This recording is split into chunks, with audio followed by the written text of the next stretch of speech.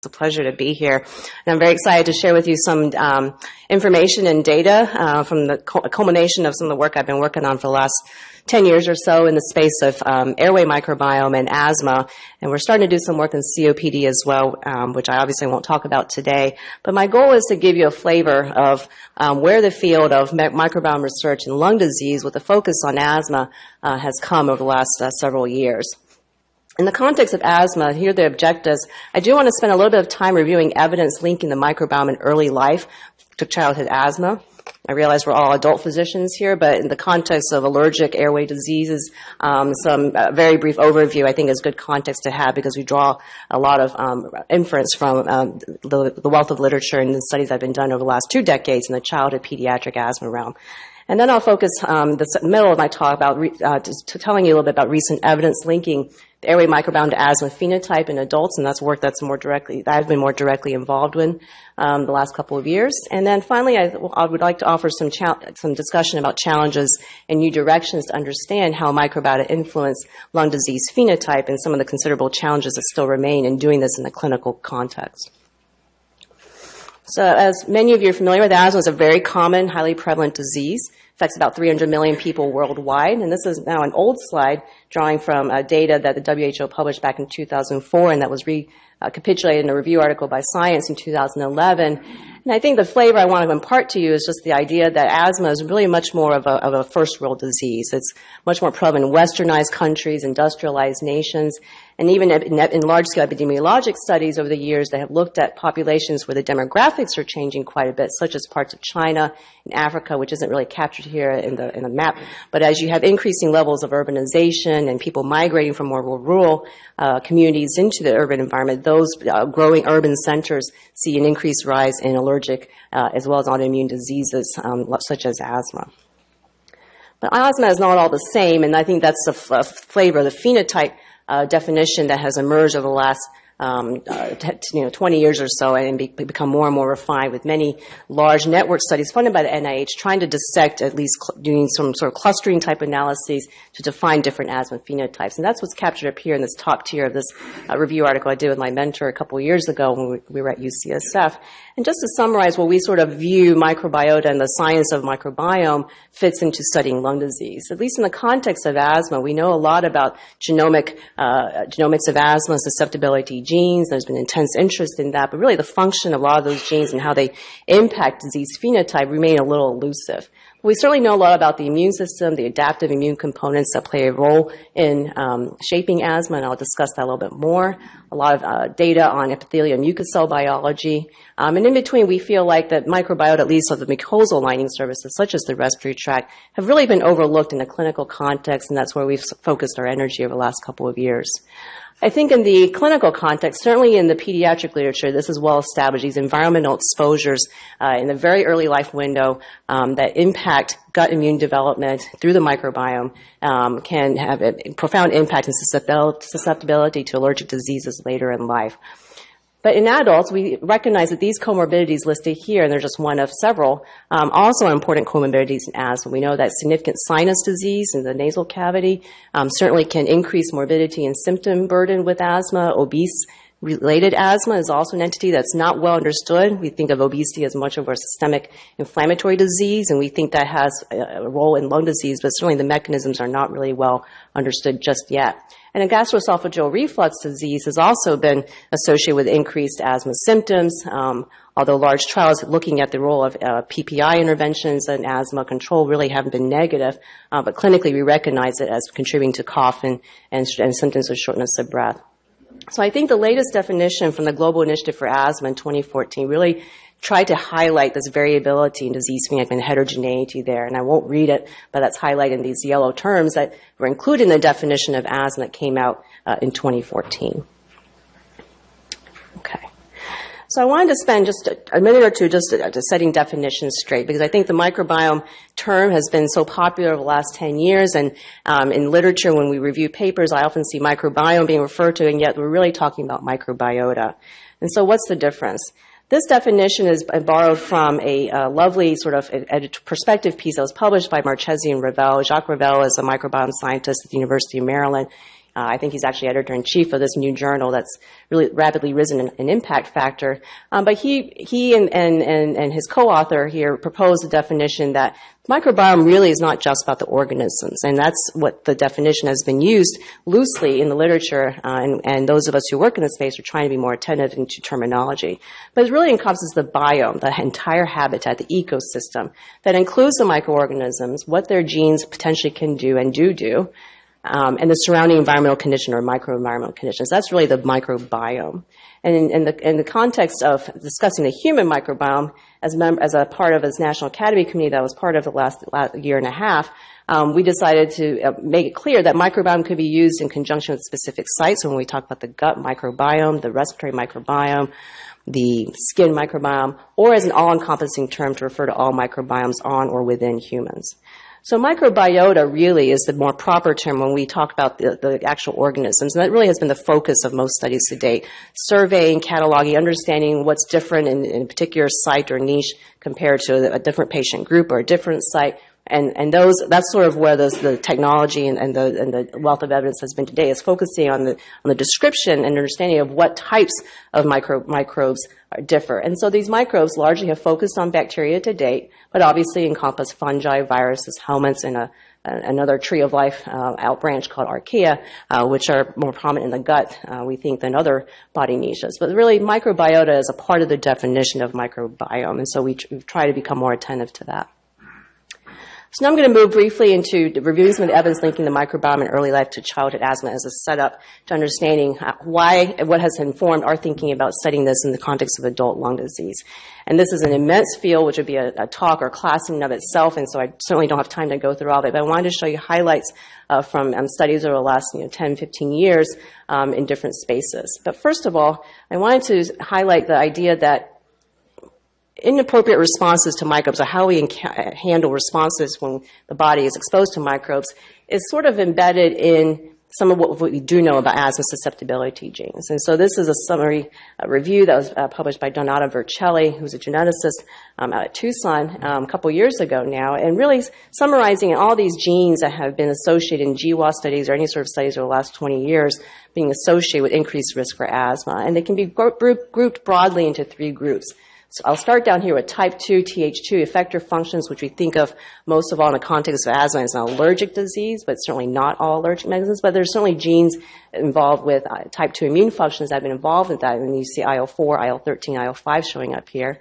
But there's also polymorphisms in genes we thought to be involved with innate immune responses, and microbial recognition, immunoregulation at the mucosal barrier. And that includes toll-like receptors, nod-like receptors, and other mucosal surface genes that have been associated with increased risk for asthma in large-scale studies, and also epithelial genes. Again, this is sort of innate immune class. You see defensin showing up here, chemokines involved with instigating the innate immune responses that then feed adaptive immune responses. So there's suggestion that susceptibility genes do play a role or are somehow involved in microbial recognition of microbial molecular patterns could plausibly be somehow involved in the pathogenesis of asthma in the context of microbiome differences.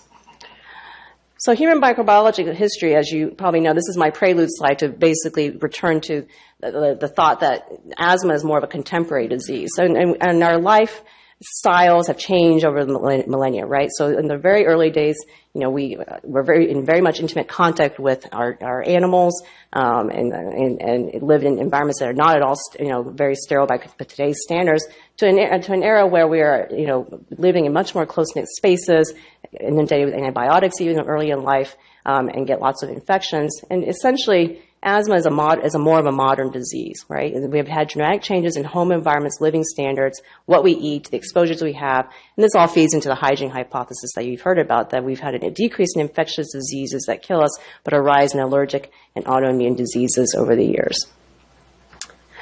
So this is sort of a schematic that I've had in my head over the last couple of years in terms of how I think about where microbiome fits into the asthma clinical research and translational research. There's been an intense focus looking at this end of asthma susceptibility and asthma pathogenesis is the pediatric early life literature. And those are largely focused on looking at environmental differences that are associated with asthma risk, and I'll review one or two studies in that area. the gut microbiome, which I'll touch on very briefly with one, highlighting one study in recent years. And then the rest of my talk is really going to focus on the respiratory microbiome. So the start of these very rapid review slides. So there's been an immense amount of epidemiologic literature over the last 20 years from large-scale studies in Europe as well as in the United States suggesting that perinatal early life exposure to a diverse repertoire of microbes is associated with decreased risk of allergic diseases, including asthma. And as I mentioned, there's epidemiologic studies as well as basic studies. And some of the examples are really about, come from Europe, and some beautiful studies done by Erika von Muschus in Munich, who's a pediatric allergist, where she's looked very systematically at populations of kids who grew up in farms in very traditional farming environments versus kids who grew up in an urban environment. And it's very clear from data from their study as well as converging with other large-scale studies in Europe, that the more exposure you have in an environment associated with increased microbial richness, in this case measuring either endotoxin or the actual number of different types of bacteria or fungi found in the mattress dust of kids who live in farms in these very intimate environments, traditional Bavarian farms, it's associated with decreased risk of asthma. So Parsifal and Gabriella were two large studies. This is a publication that came out in the England Journal several years ago now. And basically, the more bacteria you have, the less likely you have more bacteria here, but also living on a farm is associated with increased bacterial richness, the less likely you're able to have asthma. In this other study where they looked at fungal richness in the same samples, again, that fungal richness is increased if you live on a farm compared to a cohort of children who live in the same area but not in a farming environment, so more suburban control population, also decreased risk of asthma over the years. And this is a figure that Erika likes to show at different meetings, showing a mother who is a farmer whose baby is basically going with her to work every day, is sitting right there next to a cow. The exposures occur very early life and even perinatally, and so that's viewed as a very critical window. And this has been replicated in other studies, including the States here, showing that exposure to dogs and cats in early life may be associated with decreased risk of asthma in later childhood. So what about the gut microbiome? So a very, very broad statement again. Differences in the gut microbiome in early life have been linked to the risk of developing allergy and asthma. These are just a snapshot of studies. There's early studies going back to 1994. We're using culture-based methods that have shown increased relative abundance of certain bacteria in the gut being either associated with increased risk of asthma or protective against asthma. And why is that important? I'm probably preaching to the choir a little bit, but we know that the early first year of life, in particular the first 12 to 24 months of life, are a critical window for immune development. We're born mostly sterile, we think, and the gut very quickly becomes established with microbes, and that diversity rapidly changes in the first year of life. And so anything that sort of perturbs that developing microbial system, which then trains the immune system in its development to recognize what's dangerous and what's not dangerous, is all really happening in that first 2 months of life. And so perturbations like perinatal antibiotic exposure, antibiotics given to kids, how you were born by C-section versus vaginal delivery has been associated with how that inoculum occurs and shapes the gut microbiome and subsequent immune development in the very first early life. So it's viewed as a critical window to establishing, we think, the balance between Th1, Th2 immune functions, as well as Treg and Th17 functions. So as I mentioned, there's a lot of studies in this area. These are just some of the bacteria in the gut that have been associated with risk of asthma, such as colonization with Clostridia, B. fragilis, or E. coli, or protective probiotic species that you've heard about, like the Phytobacterium lactobacillus, either by culture-based methods in the early days or targeted PCR methods, have long been associated with either increased risk of asthma or protective against asthma. More recently, there have been these high-throughput molecular studies using sequencing methods, and I'm going to highlight one study that came out of the Canadian longitudinal childbirth cohort study, which is run by Brett Finley out of Vancouver at UBC. And this is an amazing study. They follow hundreds of kids from basically, before they were born and up until, I think, 5 years of age, not maybe longer. And this is a paper that came out a couple years ago where they basically analyzed samples, fecal samples collected very early in life, starting at birth and I think at 3 months of age and onward, looking at associations between patterns of gut microbiome development using these large-scale tools and how that was associated with different disease phenotypes that are harbingers of asthma in the young cohort. So you can't really diagnose asthma in kids until they're age 6. But these terms, how they classify these kids, are ways that pediatric asthma researchers look at this. And in particular, I want to focus your attention on the atopic and wheeze phenotype. Those who are atopic and have a persistent wheeze phenotype are thought to be the predecessor to asthma diagnosis eventually in later childhood. So they noticed in their large-scale study that the atopic wheezy children later on, at 3 months of age, at very early life, already had decreased numbers and richness in these particular organisms. And I won't go into the elegant basic science translational studies where they basically took these organisms that were pulled out of an atopic wheezy child and then put them into germ-free mice to see how it impacted allergic immune responses to the airways. But essentially, reconstituting these germ-free mice with these organisms decreased allergic inflammation in the lungs of the germ-free mice.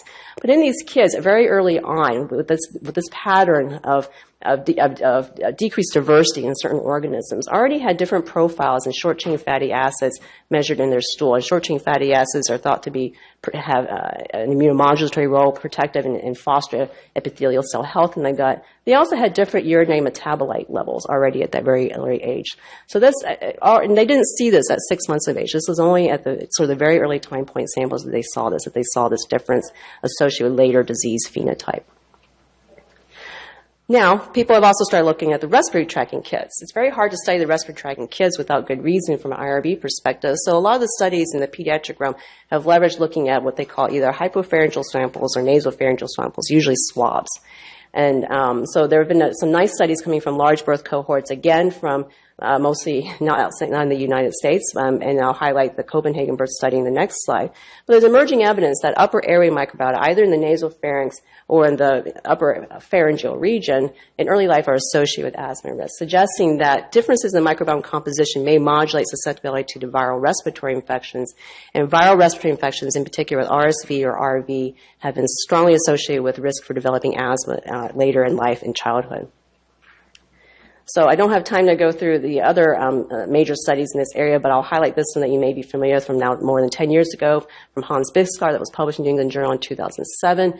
I think this was the first study not using a sequencing-based method, but using just traditional culture method. But he took hyperpharyngeal swabs from babies at 1 month of age, very early on, and then basically submitted them for traditional culture-based methods, and found that the likelihood, if you're already colonized in that space with either strep pneumoniae, Moraxella catarrhalis, or Haemophilus influenza, that was associated with increased risk of persistent wheeze or asthma by age 6. And so this is a table from that study and the figure from the study that you had increased risk of developing that phenotype over that follow-up period after they initially sampled the kids. The odds ratio was pretty high here, 4.5 are being asthmatic at age 5 or 6 if you're colonized very early in life. So that window is really, really critical. And I can tell you that in the literature in that realm, the window is getting pushed even earlier. And people are even talking about the perinatal exposures and placental exposures. And that's stuff I don't do personally, but it's suggesting a lot of the factors may even predate potentially the actual birth. Okay.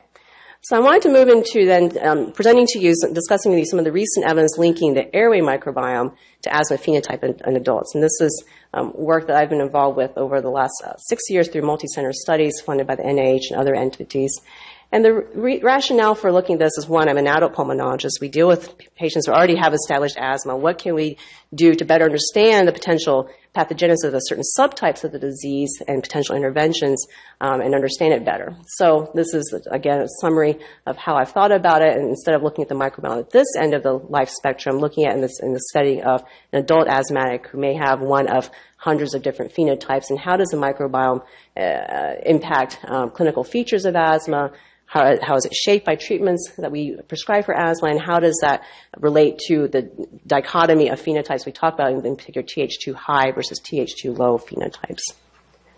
So I would argue that opportunities for microbes to shape asthma span the age spectrum. So these factors that pediatric asthma researchers have focused on, looking at dietary intake, airborne pollutant exposure in kids who live close to major roadways, microbe exposures, antibiotics. These are all things that are not static, right? We continue to be exposed to those things as adults, and so why couldn't they potentially impact the microbiome and disease phenotype in chronic inflammatory airway diseases? And coupled on top of that, we get comorbidities as we get older, right? So obesity, bad oral health, sinus disease, these are all, again, factors that have been associated with worse asthma outcomes in general.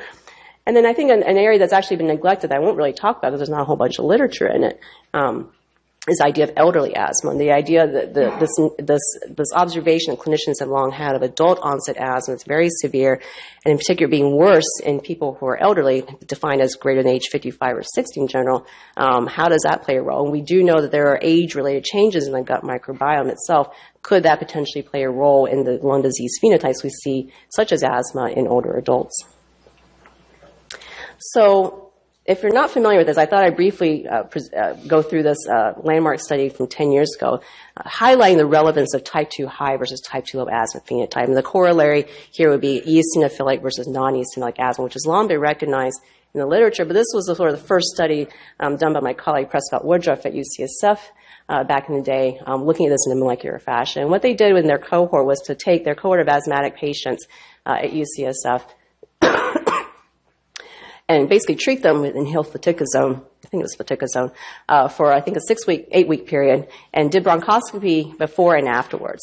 And then they also had a group that they treated with placebo. And before and they had stratified these patients beforehand based on microarray analysis they had done years prior to finding molecular genes in the epithelium that were responsive to IL-13, which is a canonical Th2 cytokine. And these 3 genes that they focused on were periostin, glycan-1, and serpin-B2. And you can see from this heat map here that there was a type 2 high, Th2 high group of asthmatics here and a Th2 low group here. And this Th2 low group, very much, there's A's and H's in here, so they were kind of very similar to some of the healthy controls in this particular population. What was dramatic is that when they looked at the response to inhaled corticosteroids defined by a change in lung function FEV1 after that 8-week period, they only saw a significant improvement in that lung function in the group that was Th2 high defined beforehand, and not really any response in the Th2 low group. And so this paper got a lot of press at the time, sort of validating what had been clinically observed, that corticosteroids work better against eosinophilic inflammation in asthma.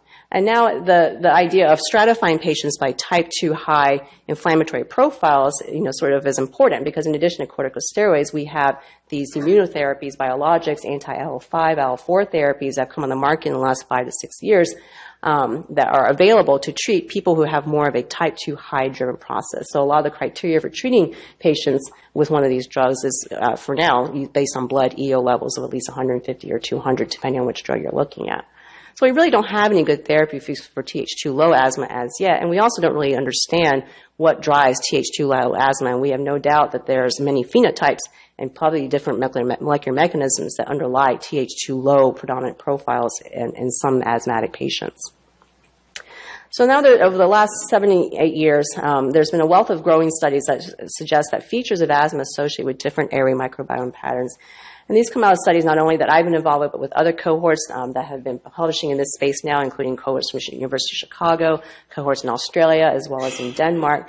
And some of the clinical features that have been associated with this and that I'll go through in the next following slides include markers of airway hyperresponsive that we measure clinically, the severity of airflow obstruction, stability of asthma control, as well as obese versus non-obese severe asthma. And also responses to corticosteroids and response to macrolide antibiotics have been associated with differences in airway microbiome patterns. And of course, related to that is airway inflammation immune response patterns. And I'll just tell you that I'm going to try to convince you that both of the data so far suggests that the respiratory microbiome, at least bacterially, is more different in those who have predominantly type 2 low phenotype disease and not so much in the type 2 high population that have been looked at to date. So these two figures here are summary figures from 2 papers that came out very close to each other, as you can tell. And the first one was the very first paper we published out of the Asthma Clinical Research Network, where they were doing a parent trial looking at the effect of clarithromycin on asthma control based on whether or not there was evidence from bronchoscopy that was performed in the patients of being infected with mycoplasma or chlamydophila pneumoniae. So in the chronic asthma airway disease world, there's long been this idea, and many studies in decades prior, suggesting that a certain subset of asthmatics were chronically colonized when you look for by molecular methods with either of those organisms. But macrolide studies have generally been some negative, and this parent trial from the Asthma Clinical Research Network also was some negative. But as part of that, we took the opportunity to propose a proof of concept study and look at the microbiome using a microarray tool we had at the time to look at the bacterial community composition based on something called the 16S ribosomal RNA gene. And when we looked at that cohort of asthmatics who were pretty much moderately persistent asthmatics on a standardized dose of fluticasone and compare that to the healthy controls, we noticed that the asthmatics on the whole had a higher measure of total bacterial burden. This is basically a proxy for bacterial burden where we do a 16S qPCR assay. A couple years later, around the same time, Fernando Martinez in Tucson, who is a major pediatric asthma researcher, looked at their cohort of adults at that point, and these were patients who were mostly were not being treated with inhaled corticosteroids, so more mild phenotype of asthma. Also showed that those who had asthma seemed to have a greater diversity. This is a common metric used in microbiome research. Seem to have a higher diversity of bacterial communities in their sputum samples compared to non-asthmatics. So between two different sample types, in this case protected brushings that we obtained by bronchoscopy versus sputum, a suggestion that the bacterial microbiota composition differed in asthma versus health. In that same NHLBI ACRN study that I mentioned, this was the first piece of data we had suggesting that airway hyperresponsiveness as a marker of airway reactivity was associated with differences in the diversity and the composition of bacteria. And so what's shown here on the x-axis is methylcholine PC20 that pulmonologists will be familiar with as a measure of airway reactivity. So the lower the value of PC20, the more reactive, twitchy your airways are. And we saw a significant negative relationship, again, with this measure of bacterial diversity and airway hyperresponsiveness. This is a very broad metric of looking at community composition. When you dive down more deeply analytically and look at the specific types of bacteria you're getting as readouts on whatever platform you use, we saw that this relationship was driven by airway enrichment, increased abundance, if you will, in members of this phylum called Proteobacteria. And if you haven't heard that before, I'll just keep that in mind. Proteobacteria is a very large phylum, but it encompasses a lot of the bad actors that we think about in respiratory disease as well as in GI disease. So it includes Haemophilus, it includes Klebsiella, Moraxella. In the gut, it includes Enterobacteriaceae, E. coli, et cetera. It's a very big family, phylum of organisms. We then went on towards the end of that study to be involved with another multi-center study that was being conducted by Genentech at the time, looking at markers of steroid-resistant asthma in a severe asthma cohort. They recruited across something like 20 centers in the U.S. So this was all very severe asthmatics, so even more severe than the prior cohort that I showed you from the ACRN, and they were all poorly controlled despite being on high-dose inhaled corticosteroids. They did a very simple observational study over approximately 4 to 6 week period where they brought them in, characterized them deeply by clinical questionnaires as well as getting samples, including bronchoscopy and sputum. And we again proposed to them, hey, we've done this before with a less severe cohort. If you've got brushes from this cohort, same sample type, we could take a look at that and compare it to the other cohort. And that's exactly what we did. Importantly, within this observational study, they were not allowed to have any clinically significant changes during the study, and no medication changes. And so again, we did an exploratory analysis with all the metadata, clinical and inflammatory, that they had collected. So what I'm showing you here is something called a non-metric multidimensional scaling plot. And it's a big word, but basically it means distilling down lots of different information into a point and mapping them out. So each of these points here, if you've ever seen something like a principal components plot, it's very akin to that, just a different statistical methodology. But each point basically represents the sum bacterial community in the bronchial brush of a given subject. So we analyzed about 30 out of 40 subjects in this study. And what's superimposed here are these vectors, and these are what we call gradient vectors, and what's labeled here are some of the variable names from the metadata that we looked at that came up as being significantly associated with differences in community composition. So the direction of the vector gives you a sense that maybe some of these factors associated with, say, differences in asthma control, defined by a questionnaire we use in asthma clinically called the Asthma Control Questionnaire, or a number of leukocytes in the sputum, might be associated with a slightly different community composition compared to, say, body mass index in this cohort. And that's what I'm going to dive into a little bit more in the next couple of slides. So out of all the variables that we looked at, essentially we saw associations between differences in bronchial bacterial community composition, microbiota composition, and stability of asthma control in this population over a 1-month period, obese versus non-obese patients in this cohort, and markers of steroid responsiveness or type 2 inflammation. So this is the data from the obese versus non-obese severe asthma patients in this cohort. And when we looked, basically, separated them into those two groups and looked at what differed between the groups in terms of their bronchial bacterial community composition, the obese severe asthma patients were significantly enriched in quite a few organisms in these two other phyla called Bacteroidetes and Firmicutes. And these are organisms we hadn't up until this point really thought about in our disease. I mentioned proteobacteria before. And so this was really kind of striking to me at the time when we came upon this in our analyses, because these are the two dominant phylum of organisms in the gut. And these are a lot of anaerobic organisms. And so it suggests to me, and follow-up studies have yet to be done in terms of looking at the function of these, but for some reason, the obese severe asthma patients in this particular cohort seem to be enriched in some of these anaerobic organisms more associated with the GI or oropharyngeal cavity. When we looked at asthma control within that 1 month period, so in the design of their study, they had assessed asthma control within a 4-week period using the ACQ questionnaire.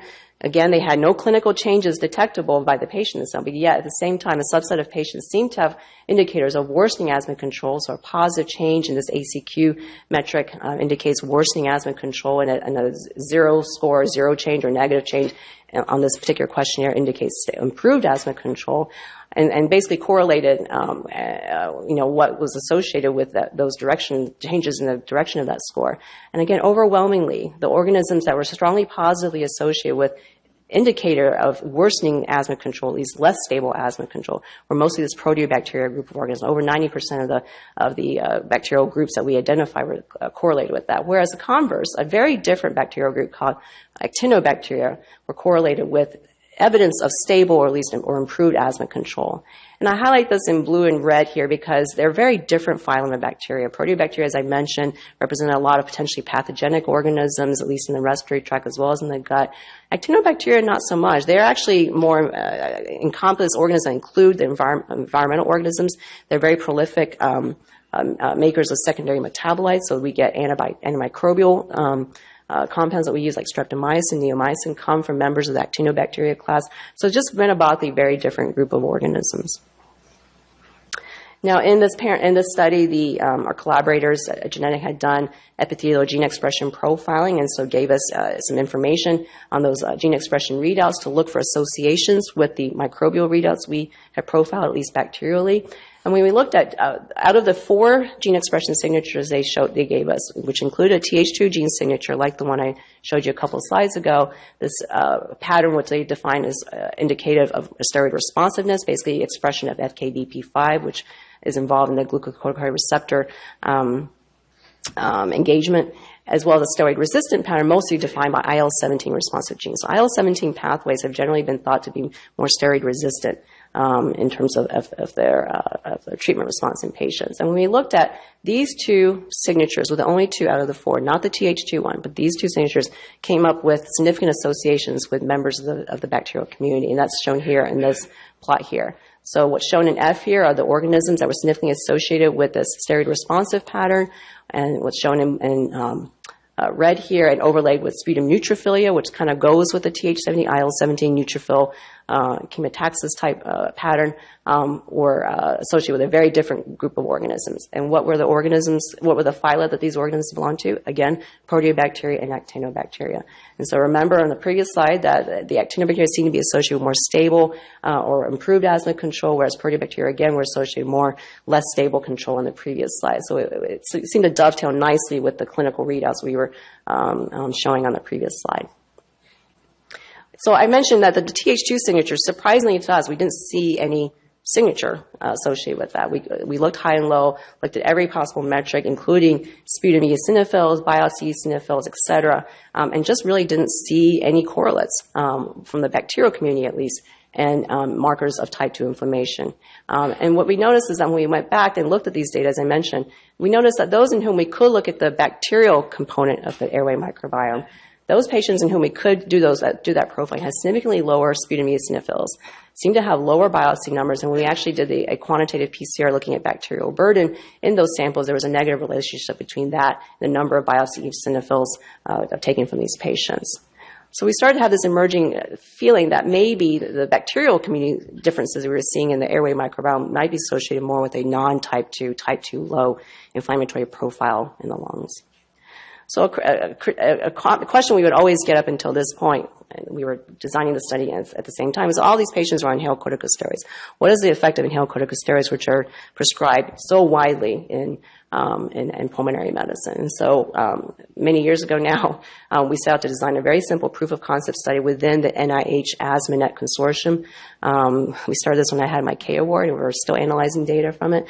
And the design was very straightforward and descriptive. And basically, we thought we'd enroll 3 groups of subjects: allergic asthmatic, atopic asthmatic subjects who really had not required inhaled corticosteroids for very mild asthma clinically, and enroll 2 groups of control subjects, non-atopic, non-allergic healthy controls, as well as a group of people who had allergic sensitization to aero allergens but didn't have evidence of asthma that we tested for in the trial. And then we put them through bronchoscopy as well as sputum induction, collected samples, and then within the asthmatic group, we randomized them to inhaled fluticasone versus placebo for 6 weeks and studied them again afterwards. Collected a bunch of specimens that allowed profiling of immune responses, as I mentioned here. And just to give you a snapshot of some of the findings, again, most of these subjects seem to have type 2 low profiles, which kind of surprised us a little bit, but at least by the way we approach defining type 2 inflammation study, again, based on expression of these IL-13 inducible epithelial genes, only about 10 of our 40 asthmatics seem to have a type 2 high profile. So most of the data, again, focusing on the bacterial community, seem to be focused on the non-type 2, type 2 low population. And that's capitulated here. Again, when we looked at bacterial burden on the y-axis between the type 2 high versus the type 2 low subjects, significantly more in type 2 low subjects, although admittedly there is a spectrum here, and I think that gets at the heterogeneity within the type 2 low population. When we looked at the bacterial communities, and again in the protective brushings we collected at bronchoscopy from these subjects, and plotted them out and compared them side by side, this slide summarizes that. So all I'm showing here, the names aren't really that important for the purposes here, are all the bacterial groups defined by sequencing that were significantly associated with either the asthmatic group or the atopic group. And what's shown here in the columns are the groups, bacterial groups that we think are strongly associated either with asthma or either with atopic status. And we reasoned that when we did the 2-by-2 comparison of comparing the asthmatics to the healthy non-allergic group, as well as the asthmatics to the allergic but non-asthmatic group, that if you saw blue bars or red bars across both of those comparisons, that the likelihood of being more strongly associated with asthma, the evidence was stronger there. And that's what's highlighted here. And that certain organisms, like the Fusobacterium, which is an anaerobe, were strongly associated with asthma in both of those comparisons, as well as a member of the Haemophilus group here. There's some names here. Whereas Prevotella, again, usually an oral-associated organism, but we're finding more and more of it in lung studies, seem to be more associated with the atopic-only pattern. And so if I flip back, you get the sense that the atopic-only group, the organisms that were associated with atopic status without asthma, was seen just as striking, and that was a little surprising to us, but we thought to be an important control group because so many asthmatic individuals are allergic. Is there something different about being allergic versus non-allergic in asthma? And so from this data, we would submit that controlling for atopic status, at least in airway asthma studies, is likely important because we don't really know what the effect of atopic sensitization is on the microbiome, although people who study food allergies in the gut microbiome have reported differences in the gut microbiome. So I think there's some evidence to lean on there about whether atopic sensitization predisposes you to being colonized by organisms more readily. When we looked at responses to the inhaled corticosteroids, so here's a caveat of doing bronchoscopy studies for microbiome science in large scale, is that it was very hard to get paired samples from patients before and afterwards. It's just differences in operator, collection of samples, patients themselves, even in a multi-center study. So we didn't feel very confident in showing some of the pre and post data, but we did look at the baseline community differences in those who seemed to show response to inhaled corticosteroids, even though they were mostly type 2 low, versus those who did not respond. And we define inhaled corticosteroid responses as an improvement in bronchial reactivity by this clinical test. When we looked at the baseline pre-inhaled corticosteroid delivery to these asthmatic subjects, we noticed that at baseline, those who seemed to show an improvement in their methylcholine PC20 seemed to differ at baseline in their bacterial community composition compared to those who do not. The y-axis here, without going into great depth, is basically a readout of how different communities are between comparator group, in this case comparing it to the reference group of healthy controls. And there's a difference there between those who did respond to steroids versus did not respond to steroids versus not. And then when we use a bioinformatic tool that's out there to basically try to infer what bacterial communities can do metagenomically, what kind of genes are potentially encoded in their genome, a lot of the pathways that came up in the database seem to be associated with metabolism of xenobiotics and drugs and external compounds, suggesting, at least to my mind, the possibility and admittedly it's speculation, it's still at this point, that there's something different about the community and those who can't respond to steroids, and those communities seem to be enriched in gene content that might be associated with being able to metabolize xenobiotic compounds. Okay, so here's a summary of sort of the data to date. So, we've looked at this, the role of the respiratory microbiome in the setting of type 2 high versus type 2 low inflammation. I hope I've convinced you, at least with the data we currently have on hand, that when we look at the bacterial component of the airway microbiome, that there seems to be more of an association between differences in bacterial community composition in the airways and type 2 low inflammation as opposed to type 2 high inflammation, which I think is really interesting. And we think we see an effect with inhaled corticosteroids as well. There we go. Okay, so in the time remaining, I thought I'd discuss some of the challenges and new directions to understand how microbiota influence asthma phenotype. So, as I mentioned with a previous study from the NIH AsthmaNet, it's terribly hard to do a bronchoscopy. And although I don't have time to go into some of the data we've more recently generated looking at different specimen types, including sputum as well as nasal brushes, it's really a sort of a hindrance to doing longitudinal studies, and I think it's really important in chronic airway disease to be able to do longitudinal studies if you're looking to look at disease phenotype as well as the microbiome. And that really hasn't been done because this is really hard to do longitudinal studies using to re-bronch patients and convince patients to participate in studies where we're going to do repeated bronchoscopies on you. And so I think there's a need in our field to sort of move and try to validate other specimen types. In particular, I think induced sputum is promising, but is also much more complex. On the other hand, there's a lot of background in asthma and COPD research validating the use of looking at induced sputum and immune inflammatory markers and how they relate to disease outcomes in those diseases. So somehow I think it'd be nice to be able to leverage looking at the microbiome represented in induced sputum to infer lower airway microbiome composition that you might otherwise obtain by brushes or lavage. But really, we have no idea of the stability of the microbiome in chronic respiratory disease, with the exception of cystic fibrosis, where there's been a lot of literature in this over the years. Even in cystic fibrosis, which is a unique clinical context, it's pretty stable. But yet, when they have exacerbations in CF, they do see a perturbation in some patients, but not all, in their microbiome. But we really have no context for understanding that in the setting of asthma. There's a little bit of data of this in COPD, but there's a lot of work to be done there. And I think that's terribly important because if we think that microbiome information might be incorporated into phenotyping schemes to better understand the phenotype of a patient, I would argue we kind of need to understand what foundation we're working on. What's the baseline background stability? If you're going to develop a predictive marker, how does that compare to the background variation over time in a predictive model is sort of important to know. Also, the functional implications of microbiota differences. How are they linked to asthma phenotype? And this is a huge area in and of itself. Even people who study the gut microbiome wrestle with and tend to sort of focus on individual species, how to get at that and understand how a specific microbe functions, let alone in an ecosystem of other organisms that they are living in the same neighborhood as. And so the challenges here are complexity at two levels. Complexity in the microbiome level, diversity, strain-specific or species-specific functional diversity and all the data. It's an immense challenge, and I would say even those in the gut microbiome space who've been doing this for decades, I think still struggle with this challenge. And we've also overwhelmingly focused on bacteria and largely ignored fungi and viruses, what people might call the microbiome or the virome. And they come in and of themselves with challenges in studying because how you process those samples, look at those elements of the microbiota are different, and when you're working with something other than stool, which is more readily to get, it becomes very hard to make decisions up front about how you're going to take your sample, process it for the different purposes you'd like to do with that. And then couple that with the patient phenotype, which is very different from a mouse phenotype in that there's so many more factors to look at, so many more elements that can shape the microbiome. And I won't go through all that, but we certainly know that, what the transcriptome and what these gene polymorphisms actually do in terms of conferring susceptibility to asthma is still not quite understood. And then aspects of epigenetics and environmental exposures that might further modulate host immune responses. How does that all integrate itself with the microbiome and other readouts we get of how the host is responding in a disease phenotype?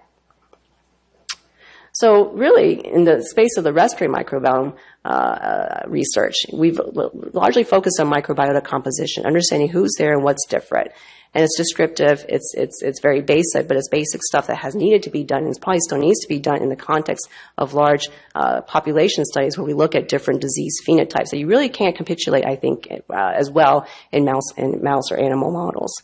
And people have started to look at function, try to infer what these microbial communities can do using in silico tools developed by computational biologists and engineers, which are helpful. But ultimately, we need to sort of be moving more towards integrating, if you're an omics type person, leveraging these different technologies and different platforms that measure different readouts of what the system puts out. And so one area that we're focusing on with the cohort that I'm building at Michigan is using metagenomics, focusing on the microbial community to understand what are the genes encoded by these microbes and what they potentially can do.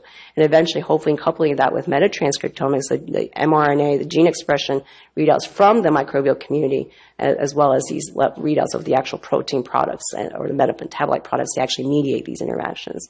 So as Janet Jansen, who's a big environmental microbiome scientist out at in Washington State, published in this journal, is really talking about the phenome, the phenotype, if you will, of a microbial community, and how does that interface with the phenotype of the human disease context.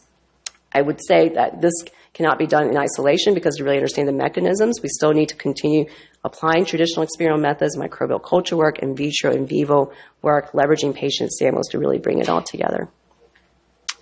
So, summary, some 3 points I hope to leave you with is that I hope I've convinced you that lower respiratory microbiome and asthma, as well as in chronic airway diseases, which I didn't have time to show you data from, differs from in health, but seems to evolve in parallel with disease advancement. And in the clinical context of study, it's very hard to tease out what's chicken and the egg. Is it the severity of disease that's driving the microbiome changes or vice versa? And I think it's probably no doubt bidirectional, but it's difficult to dissect that in a clinical context. Microbiota associations with clinical features in asthma seem to implicate microbial influences on asthma phenotype, but as I mentioned, the bidirectionality of these links needs to be further studied. But I think it's really intriguing and maybe gives some weight to some of the people who, in decades past, in the pulmonary world, really felt like macrolides helped a certain subset of patients. But how do you actually identify those patients and define them to say who's going to most likely benefit from a microbiome or microbiota targeted intervention? I still think foundational studies are still needed to address microbiome disease phenotype relationships in different sample types. We've started to do this with induced sputum as well as nasopharyngeal samples. They're very difficult samples to work with, but it'd be nice if we're going to eventually, in the future, try and move this into a clinical realm where you could take a sample and understand what the microbiome is and how that relates to the clinical disease phenotype or your blood eosinophil level, et cetera. We need to be able to do this outside from convincing someone to undergo a bronchoscopy for a clinical indication. And functions elaborated by human microbiota impact lung disease, as I mentioned, is still very basic stuff that needs to be done that will take another generation probably. So with that, I'd like to end and thank you for inviting me, some members of our asthma and COPD microbiome research group at the University of Michigan and collaborators at UCSF and senior investigators at Michigan, including Gary Huffnagel and Mei-Lan Han. And as always, grateful for my funding to allow me to do stuff that's still fun to me. So thank you very much. Thank you very much for Thank a you. delightful talk. I guess the major message that I take away from this whole field is that my human body is nothing more than a vehicle for bunches of microbial Microbes maketh man. organisms. So let me start off the questions with asking you, is there any evidence that the composition of your microbiome is influenced at all by blood type or tissue typing markers? Great question. I don't know that. I'm not familiar with any studies that have looked specifically at blood type, but you raise interesting related sort of body of evidence where people have looked at blood type and susceptibility to viral infections in the gut, such as susceptibility to norovirus infections. John Fye at UCSF several years ago published data looking at susceptibility to viral respiratory asthma exacerbation associated with presence of the H antigen on, I think, epithelial cells we looked at. So there's connections there with susceptibility to being infected by viruses. I will say that there has been a study that's attempted to look at this in the bronchiectasis realm, and I believe that study also seemed to show an association would be more likely to be colonized with Pseudomonas in non-CF bronchiectasis with particular blood types. I forget which one. So people are starting to look at that because that data is there, and being able to do Lewis antigen typing as additional metadata to look for correlates is there, but there's not been a ton of studies yet in that realm. Questions? Yes. So the metabolome of the microbiome has been important in the GI microbiome and picked up in things like urine, even the stool, as a surrogate marker of what the relative health and diversity is. I imagine the metabolome of the lung microbiome would be consumed by that of the gut, which is much larger. Mm-hmm. Does anybody look at gas chromatographically at breath to look at this as a surrogate marker as opposed to doing what's very difficult to repeat bronchoscopy? Right. So EBC, exhaled breath condensate, is a sample type we can collect. I can tell you that with attempts to analyze that sample type to look at DNA or microbiota composition, it's very difficult, and we really don't see that. There's just not enough cells and DNA there. But to answer your question about metabolome, people have looked at the metabolome of the lung using lavage fluid to start because they've collected it from their bronchoscopy-based studies. I will tell you there's debate in the field, at least about sort of how you analyze that metabolic data in a sample that's you create and how you normalize that. And so there's debate about how you go about that. But people have attempted to measure metabolites by GC, MS or LCMS from lavage fluid. But I'm not familiar with other specimen types just yet. Somebody's looked at gas, which would seem like an obvious choice for this particular location. We know there are big changes, for example, from the smells from people's breaths based on it. So I assume you could get pretty specific. Yeah, I haven't seen data where people have looked at exhaled breath patterns, like volatile VOCs and stuff, and correlating that with microbiota. That'd be interesting. We are going to incorporate that in the study that we're doing at Michigan, where I've linked up with a biomedical engineer who has an exhaled, we basically could collect exhaled air and apply it to a portable LCMS platform that he has to look at, real-time readouts of that breath. So down the road, we hope to be able to do that if we get that up and running. Do you think that could be obscured by the gut microbiome too, given the amount of microbiome in blood? It's possible, yeah. Although, there's robust literature in the asthma world looking at either EBC, exhale air, or blood metabolome. And so I think the start is to be focused, and my goal is with this platform is to first focus on those compounds that have been published in literature that seem to have been associated with asthma or asthma exacerbations, and go from there. The actual source, whether they're truly from the lung versus the oropharynx, I'm not sure that's been well determined. Yes. So very exciting studies. Facilities and studies showing that the gut microbiota would actually impact distant tissue or organs. So can you speculate that whether there's a dynamic interaction or crosstalk between gut microbiota and lung connections? Yes. So in the adult world, there hasn't been that much done yet. We are starting to do that. In fact, at our upcoming meeting, I'm going to present some data from our cohort. We've looked at the gut microbiome, a subset of our cohort in Michigan, and are seeing some intriguing patterns between gut microbiota composition and markers of asthma, including lung function. It's very preliminary data. I think that one of the challenges, admittedly, is that so many things can influence the gut microbiome and established in literature. And I think, from an analytical standpoint, how you dissect the relative contribution of those other factors that have been associated with differences in the gut microbiome, you can't control for everything, but trying to control for them in as much as you can. But I think the story where this may more readily flesh out sooner would be the obese asthma story, because obviously obesity has been associated with many different things, including the gut microbiome, systemic markers of inflammation, and almost certainly it's got to be a bottom-up influence on susceptibility to lung disease and asthma-like phenotype. Okay, Craig? So we see very similar changes in experimental alcoholic liver disease with the gut flora, with changes in proteobacteria and actinobacteria, and also changes in short-chain fatty acids. And we can give butyrate and basically totally tap. And butyrate has epigenetic effects. It's an HDAC inhibitor. Have you looked at that at all in your models? We have not. trying to think if we haven't even actually, at least in the asthma world, started to look. I've made attempts to actually try to measure short chain fatty acids in blood in the lungs. We've run into some technical difficulties associated with that, to be honest. I will say in that figure I showed you of the data from AsthmaNet, where we tried to infer some of the bacterial community functions from those organisms that were associated with asthma, that the short-chain fatty acid pathway came up. So it's of interest, at least when I've talked to the people working in the metabolomic realm and talked about trying to measure short-chain fatty acids in something other than the stool.